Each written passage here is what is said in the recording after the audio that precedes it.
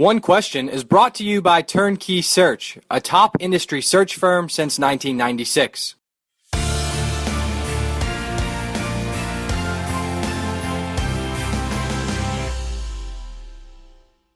What's the founding story, if you will, of your KPI rankings, Kevin? When did the light bulb go on for you that a different rating system was needed outside of obviously some of the standard ones we're familiar with, whether it be RPI or KenPom, etc.? Give us that background on when you saw an opportunity in the marketplace. Yeah, I got the first kind of inkling as to maybe looking at something different. I was a student manager at Michigan State summer of 2003. I kind of looked at that point, most of what people were paying attention to was the RPI, and as we were scheduling games at Michigan State, as we were doing different things, I didn't feel like I knew how it worked. The 25% winning percentage, 50% opponents winning percentage, 25% opponents winning percentage. But I liked to think at the time that there was maybe a way to take it one step further and maybe be a little bit more exact. And the approach that I kind of took in that moment was kind of going game by game, rather than evaluating teams by the 25, 50, 25 over the course of a full season, and taking all 5,000 plus games. I kind of took the approach of let's take two teams and let's break it down on that single game basis, and then by applying all the things that make one game different from another in terms of venue of the game, in terms of quality of the opponent, all those things that make one win better or worse than another, same with a loss.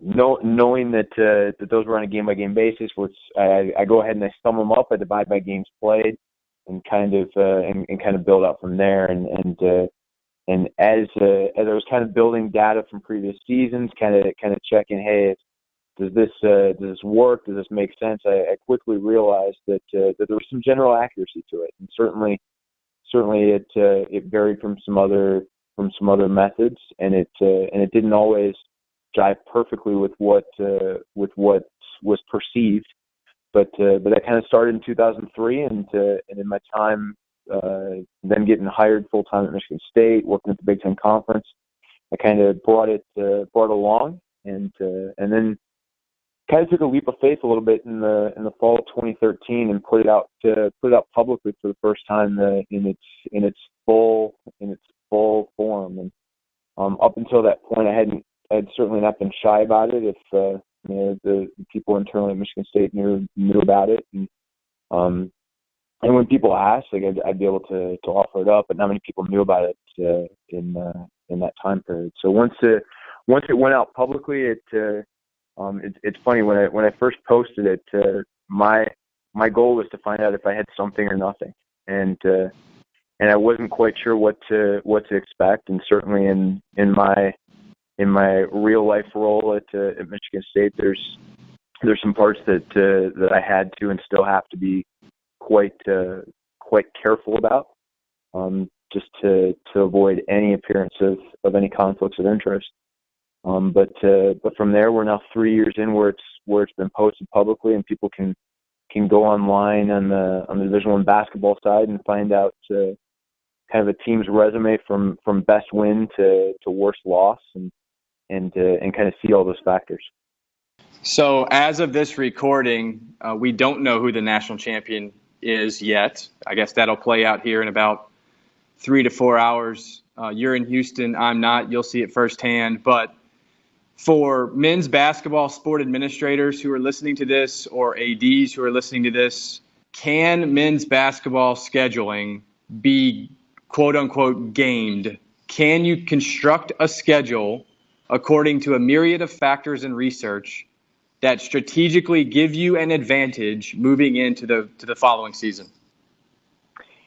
I don't know that I'd go as far as saying that you can fully game the system. I mean, I think ultimately, regardless of what we're talking, winning games against good teams is always the best measure to build your resume. And So I guess that certainly goes hand in hand with building a good resume from a metric standpoint.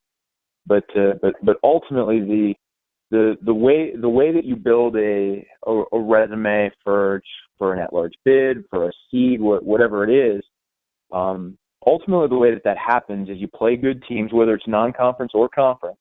You play good teams and you win some of those games against not only good teams, but you win some games on the road. I mean, ultimately you could go and play 30 games against teams that are ranked 1 through 30, and if you go 10-20 against them, you're not making the tournament. Just in the same that if you play, let's say, schools 300 through 330 and go 30-0, you're still going to need to win your conference tournament. If that's the case, you lose that conference tournament final. Maybe 30-0 might be a slight exaggeration because that is pretty rare to have that happen. But ultimately, it's still going to come down to winning games against quality teams.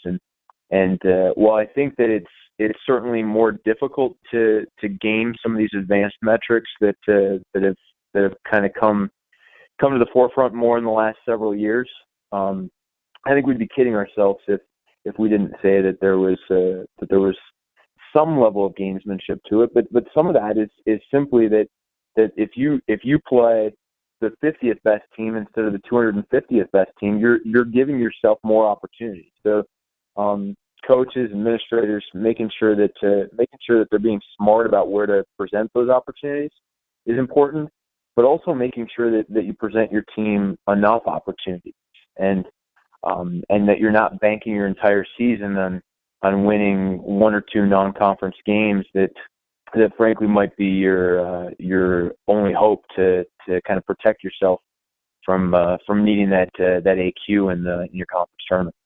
And that's today's One Question, brought to you by Turnkey Search, a top industry search firm since 1996.